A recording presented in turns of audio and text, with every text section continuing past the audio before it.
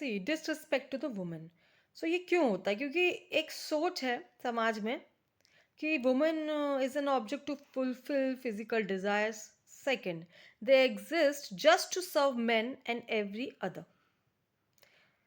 सो और ये जो सोच है इसको ना कहीं एक्सेप्ट कर लिया वुमेन ने। सो एक्सेप्टेंस बाय द वुमेन। क्यों एक्सेप्ट कर लिया है? First thing, they forgot the importance. वो भूल गए हैं उनका खुद का बहुत महत्व है सृष्टि में। Second, they were fade with wrong ideologies right from the childhood. तो वो जो उनका जो एक्सेप्टेंस है वो इसलिए क्योंकि बचपन से उनको ये चीज़ें दिमाग में डाल दी गई हैं। क्या? First, you can not protect your self, you need a man. You can not earn sufficient enough, you need a man. You are born just to marry and produce kids and take care of them. You will only be appreciated if you prove to be a good wife. That is your only purpose. तो और इस चीज़ को, इस सोच को apply करने के लिए कई सारी चीज़ें भी समाज में की जाती हैं, जैसे कि talk wrong about them. Talk wrong wrong wrong मतलब जैसे अगर वो कुछ भी और करना चाहें, पढ़ाई आप देखिएगा, पढ़ाई के लिए हायर स्टडीज़ के लिए सपोर्ट लड़कियों को कम ही मिलता है। तो क्यों? क्योंकि रॉन्ग टॉक किया जाता है। So if they do any other work then household. For example अगर कोई बहुत बड़ी पढ़ाई कर रहा है या सिंपल सिंपल चीज़ें ही कह लें, जैसे सिंगिंग। अगर लड़का सिंग कर रहा है तो वो सिंग कर रहा है, बट लड़की सिंग कर रही है देन कैरेक्टर। डांस, लड़का डांस कर रहा है तो डांस कर रहा है, लड़की डांस कर रही है तो again character. So everything, in fact job, success. तो लड़का अगर सक्सेसफुल है तो सक्सेसफुल है, लड़की सक्सेसफुल हो गई, कैरेक्टर। सो ये जो है ना रॉन्ग टॉक, ताकि ये चीज़ें अप्लाई की जा सके। रॉन्ग टॉक कर करके तो अगर कोई करना चाहता भी है कि हिम्मत करके इस रॉन्ग नोशंस को तोड़ कर करें, तो वो ये सब जो रॉन्ग टॉक सुन सुन के ना वो सरेंडर कर देते हैं। So maximum maximum they surrender, because वो उनके लिए डिफ़िकल्ट हो जाता है। वेरी डिफ़िकल्ट सिचुएशन फैमिली के अंदर ही, कि लगातार स्ट्रगल करते रहना, लगातार स्ट्रगल करते रहना और कन्विंस करना, तो they just surrender because difficult हो गया now. So it is difficult to live a life of their own choice, which maximum men easily live without effort. तो वो जो लाइफ जो हर मैन आराम से खुद बिना किसी एफर्ट के इजीली जी रहा है, रिस्पेक्टफुल लाइफ जैसी लाइफ उनको जीनी है, जो चॉइस बनानी है, वो वो बिना एफर्ट के औरत जी ही नहीं पा रही। अगर उन्हें जीना है तो वो बहुत ज़्यादा संघर्ष करेंगी, और नहीं तो सरेंडर करके वैसा जीवन जिएंगी जैसे दूसरे चाहते हैं उनको कि वो जिए। So now how to command respect? अब इस चीज को चेंज कैसे कर सकते हैं? तो first come in to the remembrance that you are not weak, rather more strong. तो पहले तो याद करना पड़ेगा, क्योंकि ये जो भुला दिया गया है कई सालों से, सदियों से, कि आप वीक हो, ये भुला दिया गया हमें। वीक नहीं है, स्ट्रॉन्ग है, मोर स्ट्रॉन्ग है। Second, you do not need a man, they need you. है ना? ये चीज़ को याद करना पड़ेगा कि याद हमें अपने आप को दिलाना पड़ेगा कि we do not need a man. किसी भी तरह से क्या ज़रूरत है आप खुद सोचिए। फाइनेंशियली रक्षा भी हम खुद कर सकते हैं अपनी, फिर इमोशनली भी हम स्ट्रांग हैं, तो हमें ज़रूरत नहीं है मैन की। एक्चुअली मैन को ज़रूरत है हमारी, उनको ज़रूरत है। आप देखिए, एक मैन को अपने हर बेसिक नीड्स के लिए, खाना, कपड़े, हर चीज़ के लिए एक औरत की ज़रूरत है ही। तो men need us, we don't need men. Okay, so now now what to do? तो ये पहले तो हम खुद को याद दिलाएं कि हमको ज़रूरत नहीं है इनकी, इन्हें ज़रूरत है। अगर आप अपनी पूरी दिनचर्या सुबह से रात तक देखें तो आप क्या क्या करते हैं अपने घर में, जो भी मैन हो, किसी भी फॉर्म में, फादर, ब्रदर और हस्बैंड, तो you do so many things for them, and what they do for you? Nothing.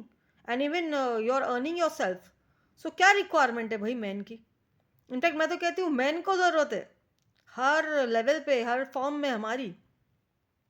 एक बच्चा आप देखिए, एक मैन तो मैन होने के बाद भी बच्चे जैसे ही जीवन जीता है कहीं ना कहीं, क्योंकि जब वो बच्चा होता है तो भी उसको हर चीज़ उसकी मम्मी करके देती है, जब बड़ा होता है तो वही चीज़ उसे वाइफ करके देती है। बस फर्क ये है कि अब छोटा होता है वो, तो वो स्कूल जा रहा होता है, जब बड़ा हो जाता है तो वो ऑफिस जा रहा होता है, दैट्स इट।